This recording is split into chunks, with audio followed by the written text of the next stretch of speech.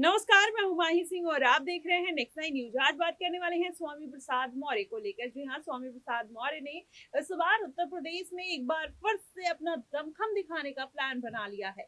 और लोकसभा चुनाव में स्वामी प्रसाद मौर्य चुनावी मैदान में तो उतरते हैं, लेकिन उनको किसी भी तरीके का कोई फायदा देखने को नहीं मिलता है। लेकिन इस बार समीकरण अलग है।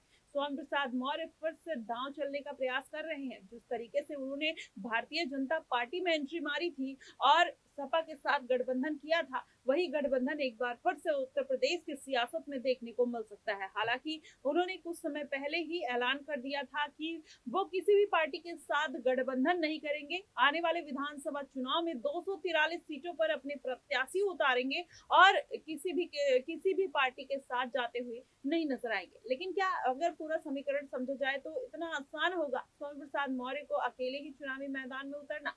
क्योंकि अगर पूरा समीकरण समझा जाए कि लोकसभा चुनाव का, तो लोकसभा चुनाव पर मात्र 24,000 वोट स्वामी प्रसाद मौर्य को मिलते हैं। लगातार वो प्रयास तो करते हैं कि ज्यादा से ज्यादा सीटें वो निकाल ले और क्या कहते हैं, वो चाहते थे कि चंद्रशेखर आजाद रावण और पल्लवी पटेल के आने से हो सकता है कि उनका जो समीकरण है वो बेहतर हो सकता था। और वो इसी प्लान के तहत कहीं ना कहीं कुशीनगर सीट पर उनको चुनावी प्रचार करने के लिए बुलाते हैं, लेकिन उसका कोई फायदा देखने को नहीं मिलता है। स्वामी प्रसाद मौर्य को करारी हार का सामना करना पड़ता है। वहीं डिंपल यादव का एक मास्टर स्ट्रोक कहीं ना कहीं जीत की ओर ले जाता है और स्वामी प्रसाद मौर्य बुरी तरीके से हारते हुए दिखाई देते हैं। लेकिन अगर पूरा समीकरण और माहौल समझा जाए तो उससे ये कहा जा सकता है कि आने वाले दिनों में स्वामी प्रसाद मौर्य अब फिर से एक बार अपनी पुरानी पार्टी जिनके साथ वो गठबंधन में रह चुके हैं, फिर से वहीं रुक करने वाले हैं। जी हाँ, ना भारतीय जनता पार्टी ना अखिलेश यादव की, हम बात कर रहे हैं मायावती की। मायावती के साथ 25 सालों तक स्वामी प्रसाद मौर्य ने काम किया। एक बार फिर से वही अंदेशा लगाया जा रहा है कि आने वाले दिनों में स्वामी प्रसाद मौर्य मायावती के साथ फिर से अपना गठबंधन कर सकते हैं। क्योंकि लोकसभा चुनाव से पहले जब कुशीनगर सीट पर उन्होंने नामांकन नहीं दाखिल किया था, उसके एक दिन पहले प्रेस कॉन्फ्रेंस करते हैं और कहते हैं कि वो मायावती के साथ गठबंधन करेंगे और उनकी बहुत तारीफ करते हुए भी नजर आते हैं और 25 सालों के कामों का ब्यौरा भी देते हुए नजर आते हैं। लेकिन अचानक से उनका मूड बदलता है और जाकर नामांकन दाखिल कर देते हैं। हालांकि वहां पर अगर देखा जाए तो मायावती का भी वोट काटते हैं और उनको भी उसका कोई फायदा देखने को नहीं मिलता है।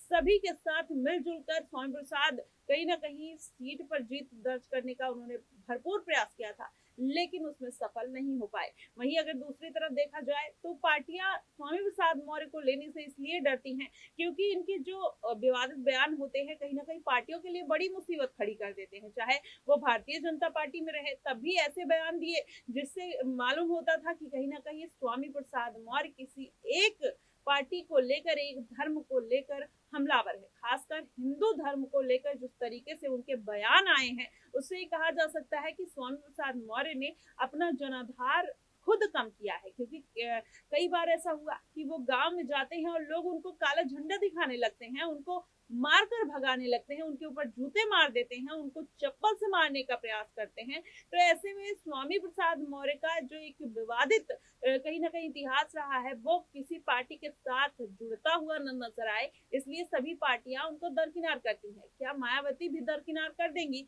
या स्वामी प्रसाद मौर्य के साथ वही पुराना समीकरण दोहराते हुए नजर आएंगे? फिलहाल देखना ये अहम होगा और दिलचस्प भी होगा।